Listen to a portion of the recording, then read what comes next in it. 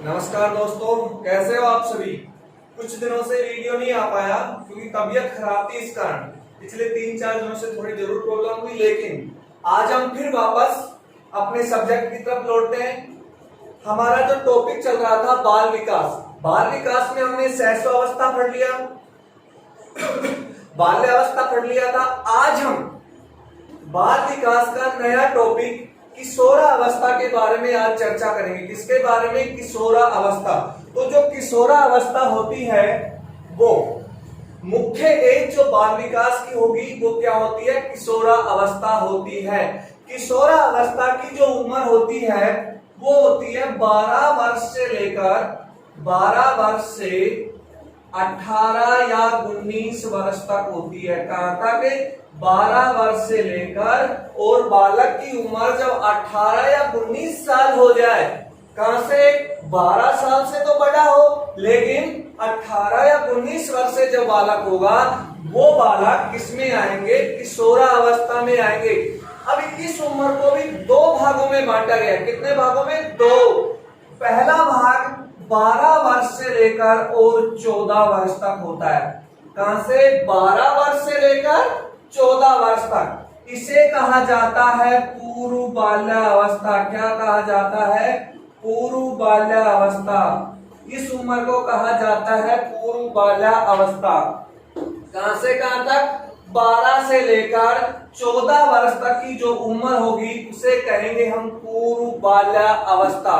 दूसरा जो इस एज का पार्ट होता है वो होता है 14 वर्ष से लेकर और 18 या 19 वर्ष तक। इसे कहा जाता है उत्तर बाल्यावस्था। क्या कहा जाता है? उत्तर बाल्यावस्था। उत्तर बाल्यावस्था यानी कि जो किशोरावस्था होती है वो 12 वर्ष से लेकर 18 या 19 वर्ष तक होती है। यानी जो बालक इस एज के मध्य में आते हैं उन्हें क्या कहा जाता है? किशोर बालक कहा जाता है। जो 12 से 14 वर्ष तक होते हैं उन्हें कहा जाता है पूर्व बाल्यावस्था, और जो 14 वर्ष से लेकर 18 या 19 वर्ष तक होते हैं उन्हें कहा जाता है उत्तर बाल्यावस्था। क्या कहा जाता है उन्हें? उत्तर बाल्यावस्था। तो ये था किशोरावस्था का एज ग्रुप। अब जो किशोरावस्था होती है उसे मनुष्य जीवन का, किशोरावस्था को मनुष्य जीवन का, किसका? मनुष्य जीवन का सबसे कठिन काल कहा जाता है। मनुष्य जीवन का सबसे कठिन काल किसे? किशोरावस्था को मनुष्य जीवन का सबसे कठिन काल कहा जाता है। इसे कहा जाता है किशोरावस्था को मनुष्य जीवन का सबसे कठिन काल कहा जाता है। यानी जो किशोरावस्था होती है हमारे जीवन का सबसे कठिन दौर होता है। अब इसे कठिन काल क्यों कहा जाता है? क्योंकि जो ये किशोरावस्था एज होती है बालक की, यही अवस्था बालक को सही और गलत रास्ते का चुनाव कराती है। किसका? गलत रास्ते का और सही रास्ते का। बालक को इस उम्र में ये पता नहीं होता कि कौन सा सही है कौन सा गलत है। बालक जो सोचता है कि मेरे हिसाब से सही है, बालक सभी को सही मानकर चलेगा, लेकिन इसी उम्र में बालक का जो मार्गदर्शन करना होता है, उसी उम्र में बालक को मार्गदर्शन करा के बताना होता है कि ये सही मार्ग है और ये गलत मार्ग है। तो जो बालक के गलत और सही मार्ग में चुनाव करना ही, यानी सबसे बुरा दौर होगा ये कि बालक सही रास्ता चुनेगा या गलत रास्ता चुनेगा। यानी इन रास्तों को चुनना, बालक सही रास्ता चुनेगा तो अपना करियर बनाएगा, और गलत रास्ते को चुनेगा तो अपने जीवन को क्या करेगा? बर्बाद करेगा। और बालक जब गलत रास्ते पर जाता है तो भी उसे नहीं मालूम होता है कि मैं गलत कर रहा हूँ या सही कर रहा हूँ, और सही रास्ते पे जा रहा होता है तो भी उसे नहीं मालूम होता है कि मैं सही कर रहा हूँ या गलत कर रहा हूँ। तो इस उम्र में उसके परिवार द्वारा, उसके माता पिता द्वारा, उसके गार्जियंस द्वारा यदि बालक को उचित मार्गदर्शन दे दिया जाए तो बच्चा गलत रास्ते का चुनाव ना करके किस रास्ते का चुनाव करेगा? सही रास्ते का चुनाव करेगा। इस कारण, क्योंकि ये अपने जीवन का सबसे कठिन काल होगा कि बच्चा सही रास्ता चुने या गलत रास्ता चुने। इसी कारण किशोरावस्था को, किसे? किशोरावस्था को मनुष्य जीवन का सबसे कठिन काल कहा जाता है। क्यों कहा जाता है? कि बालक इस ही उम्र में आके उसे अपने जीवन का चयन करना होता है कि उसे अपने जीवन को सही रास्ते पर ले जाना है या गलत रास्ते पर ले जाना है। अब आते हैं किशोरावस्था के अन्य नाम कि किशोरावस्था को अन्य किन किन नामों से जाना जाता है। तो जो सबसे पहले आता है वो आता है गोल्डन एज। क्या आता है? गोल्डन एज यानी सुनहरी अवस्था। ये किशोर अवस्था मनुष्य जीवन की सबसे सुनहरी अवस्था होती है क्योंकि मनुष्य यानी बालक का सब कुछ इसमें पिकअप पीरियड पर होता है क्योंकि ये उम्र जोश से भरपूर होती है। इसी कारण बालक कुछ कर गुजरने की क्षमता इस उम्र में रखता है, इसी कारण इसको कहा जाता है गोल्डन एज। लेकिन अब आपके मन में एक दुविधा आ गई होगी कि हमें सहस्व अवस्था में भी गोल्डन एज आया था, लेकिन दोनों में अंतर क्या है? सहस्व अवस्था में हमने बताया था सीखने की गोल्डन एज। क्या बताया था? सीखने की गोल्डन एज। किसमें? सहस्व अवस्था में। सहस्व अवस्था में का अन्य नाम क्या होता है? सीखने की गोल्डन एज। जबकि किशोरावस्था का नाम होता है क्या? Golden age. दोनों में ये डिफरेंट है। यदि आ जाए सीखने की गोल्डन एज तो सहस्वावस्था होगा, लेकिन अकेला ये आ जाए कि गोल्डन एज किसे कहा जाता है तो किसे कहा जाता है? किशोरावस्था को कहा जाता है। किसे कहा जाता है? किशोरावस्था को। सीखने की गोल्डन एज सहस्वावस्था और वैसे गोल्डन एज किशोरावस्था। दूसरा आता है विशिष्टता की खोज। क्या आता है? विशिष्टता की खोज। विशिष्टता की खोज यानी कि इस उम्र में बालक किसी विशेष मतलब से यानी किसी विशेष कार्य को लेकर कार्य करता है कि मेरे उम्र में मुझे ये करना है, ये बनना है, यानी किसी विशिष्ट प्लान के थ्रू यानी किसी विशेष उद्देश्य के थ्रू वो कार्य करता है। इस कारण इसे क्या कहा जाता है? विशिष्टता की खोज कहा जाता है। क्या कहा जाता है? विशिष्टता की खोज। अब इसमें तीसरा आता है प्रकाश की अवस्था। क्या आता है? प्रकाश की अवस्था यानी कि ये जो अवस्था होती है इसमें प्रकाश ही प्रकाश होता है, जोश से भरी उम्र होती है। बालक अपनी जवानी के जोश पर होता है, इसी कारण इसको क्या कहा जाता है? प्रकाश की अवस्था कहा जाता है। अन्य जो नाम आते हैं इसके वो आता है तार्किक चिंतन की अवस्था। किसकी? तार्किक चिंतन की अवस्था। किसकी अवस्था? तार्किक चिंतन की अवस्था यानी कि इस उम्र में बालक अमूर्त चिंतन करता है। कैसा? अमूर्त चिंतन करता है यानी कि जो वस्तु उसके सामने यानी वो कल्पना के आधार पर भी इस उम्र में बालक क्या करता है? सोचता है। बाल्यावस्था और सहस्वावस्था में जो उसके सामने था केवल चिंतन वहां तक आधारित था, लेकिन जो किशोरावस्था होती है उसमें बालक कल्पना के आधार पर यानी जो चीज उसके सामने नहीं है उसके बारे में वो कल्पना के आधार पर सोचता है। उसे क्या कहा जाता है? तार्किक चिंतन कहा जाता है। ये जो अवस्था होती है ये संघर्ष की भी अवस्था होती है। किसकी? संघर्ष की अवस्था होती है यानी कि इस उम्र में बालक सही और गलत के बीच संघर्ष करता है कि कौन सी उम्र सही है, कौन सी अवस्था गलत है, कौन सा कार्य सही है, कौन सा गलत है। वो केवल इसी संघर्ष में निकल जाती है उम्र, क्या करना चाहिए और क्या नहीं करना चाहिए। अगली होती है भटकाव की अवस्था। क्या होती है? भटकाव की अवस्था। कौन सी अवस्था? भटकाव की यानी इसी अवस्था में आकर क्या होता है कि बालक भटकने लग जाता है। इसी उम्र को क्या कहा जाता है? भटकाव की अवस्था कहा जाता है यानी कि इस उम्र में ही बच्चा सही रास्ते को छोड़कर गलत रास्तों का चुनाव कर लेता है और अपने कैरियर और अपने जीवन को बर्बादी की तरफ धकेल देता है। इसी कारण इसको क्या कहा जाता है? भटकाव की अवस्था। और जो अगला इसमें आता है वो आता है विद्रोह की अवस्था। क्या आता है? विद्रोह की अवस्था यानी कि अगर इस उम्र में बालक को लगे कि ये उसके खिलाफ गलत हो रहा है, यानी बालक को लगे कि उसके साथ जो कार्य किया जा रहा है वो सामने वाला उसके साथ गलत कर रहा है, तो बालक बिना कुछ सोचे समझे ही उसके बारे में क्या कर देता है? विद्रोह कर देता है यानी उसका विरोध कर देता है। इसी कारण इस उम्र को क्या कहा जाता है? विद्रोह की अवस्था। तो इसके अन्य नाम गोल्डन एज इसको कहा जाता है, विशिष्टता की खोज की अवस्था इसे कहा जाता है, प्रकाश की अवस्था इसे कहा जाता है, तार्किक चिंतन यानी कि अमूर्त चिंतन की अवस्था, यानी जो वस्तुएं उसके सामने नहीं है, कल्पना के आधार पर जो सोचते हैं उसे कहा जाता है, संघर्ष की अवस्था कहा जाता है, भटकाव की अवस्था कहा जाता है और विद्रोह की अवस्था कहा जाता है। ये थे इस अवस्था के अन्य नाम। क्या थे? इस अवस्था के अन्य नाम। अब इसकी परिभाषाएं, किशोरावस्था की परिभाषाएं। तो स्टेनलो होल, सबसे पहले स्टेनलो होल नामक मनोवैज्ञानिक ने कहा कि किशोरावस्था बड़े संघर्ष, तनाव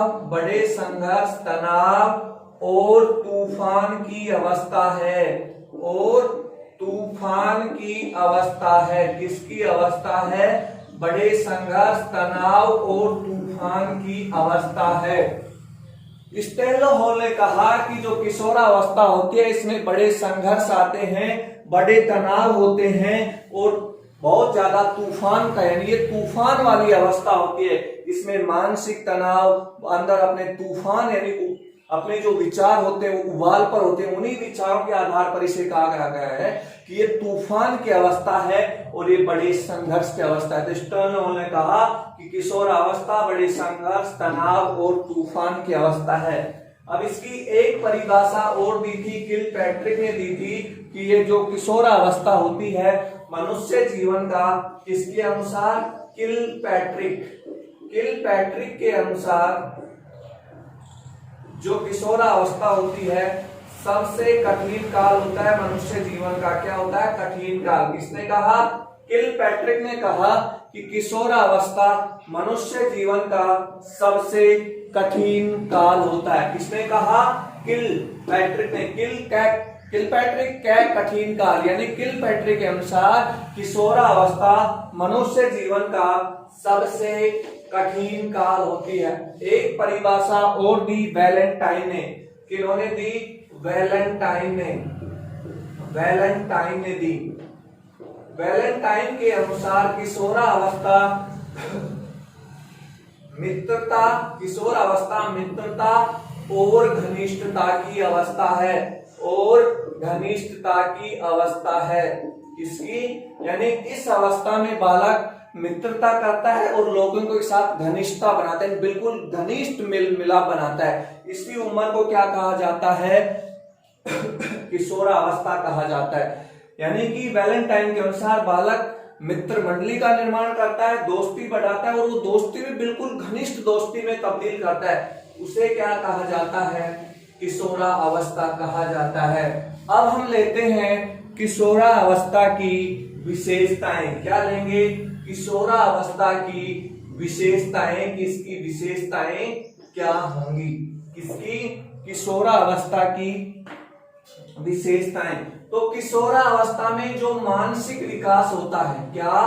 मानसिक विकास। तो किशोरावस्था में मानसिक विकास बहुत तीव्र गति से होता है, और दूसरा विकास जो होता है वो होता है शारीरिक विकास। यानी कि मानसिक और किशोरावस्था में जो मानसिक विकास और जो शारीरिक विकास होता है वो बहुत ही तेज होता है। यानी तीव्र गति से ही बच्चे का मानसिक विकास होगा और तीव्र गति से ही बच्चे का क्या होगा? शारीरिक विकास। यानी कि जो बच्चा होता है वो अपनी लंबाई, यानी जो ऊंचाई होती है वो अधिकतम ऊंचाई 17 या 18 साल तक अवस्था में प्राप्त कर जाता है। यानी बालक की इस उम्र में जितनी लंबाई बढ़नी होती है वो बढ़ लेती है, उसके बाद बालक में लंबाई की वृद्धि नहीं होती। इस कारण जो शारीरिक विकास होता है अचानक से होता है, और जो मानसिक विकास होता है वो भी तीव्र होता है। अब जो बच्चे में इस अवस्था में समाज सेवा की भावना पाई जाती है। कौन सी भावना? समाज सेवा की भावना। किसकी? समाज सेवा की भावना। यानी बच्चा इस उम्र में अपना नाम कमाने के लिए, लोगों के सामने यश प्राप्त करने के लिए, समाज में अपना नाम करने के लिए समाज सेवा में बढ़ चढ़कर भाग लेता है। यानी जो भी हमारे सामाजिक कार्यक्रम होते हैं उनमें वो बढ़ चढ़कर कार्य करते हैं। इसी कारण उसमें क्या पाई जाती है? समाज सेवा की भावना पाई जाती है। इसमें किशोरावस्था में बालकों में वीर पूजा की भावना भी पाई जाती है। वीर पूजा मतलब व्यक्ति विशेष की पूजा। यानी कि ये अवस्था ऐसी होती है कि इस अवस्था में बालक किसी व्यक्ति विशेष को फॉलो करना शुरू कर देता है। तो व्यक्ति विशेष को फॉलो करने का मतलब क्या है कि जैसे किसी फिल्म एक्टर को फॉलो करने लगा, उसके अनुसार हेयर कटिंग, उसके अनुसार ड्रेस पहनना, यानी किसी व्यक्ति विशेष के अनुसार वो अपना व्यवहार करना शुरू कर देता है। इसी कारण इस अवस्था को वीर पूजा की अवस्था कहा जाता है। किसकी अवस्था कहा जाता है? वीर पूजा की अवस्था कहा जाता है। अगला जो होता है किशोरावस्था में समूह निर्माण। यानी कि जो बालक होता है किशोरावस्था में दोनों प्रकार के समूह का निर्माण करता है।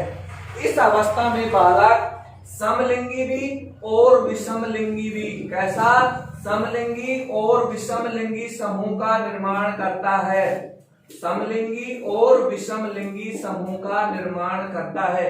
यानी कि जो बालक होता है वो अपने अनुसार, यानी लड़का होगा जो लड़कों के साथ भी मित्रता मंडली बनाएगा और लड़कियों के साथ भी मित्रता मंडली बनाएगा। इसी प्रकार जो लड़कियां होंगी वो लड़कों के साथ भी मित्रता मंडली बनाएंगी और लड़कियों के साथ भी है, और लड़कों के साथ। कहने का मतलब ये होता है किशोरावस्था में जो बालक का जो ध्यान आकर्षण होता है वो अपने विपरीत लिंगी इंसान की तरफ ज्यादा होता है। यानी जो पुरुष होगा उसका ध्यान तो फीमेल की तरफ, यानी जो मेल होता है उसका अट्रैक्शन फीमेल की ओर, और फीमेल का अट्रैक्शन किधर होता है? मेल की ओर। यानी कि जो लड़का होगा वो लड़कियों से बात करने में रुचि रखता है और जो लड़कियां होती है वो लड़कों से बात करने में रुचि रखती हैं। किसमें? किशोरावस्था में। ये एक ऐसी अवस्था होती है जिसमें लड़कों का ध्यान लड़कियों की तरफ और लड़कियों का ध्यान लड़कों की तरफ आकर्षित होता है। इसी कारण इस अवस्था में विषम लिंगी समूह का क्या होता है? निर्माण होता है। ये अवस्था बहुत ही मुख्य अवस्था पाई जाती है। इस अवस्था में बच्चे में समायोजन का अभाव होता है। यानी अपने आप में बच्चा एक जगह समायोजन नहीं कर पाता है। किसका अभाव होता है? समायोजन का अभाव होता है। किसका? समायोजन का अभाव होता है इसमें किशोरावस्था में।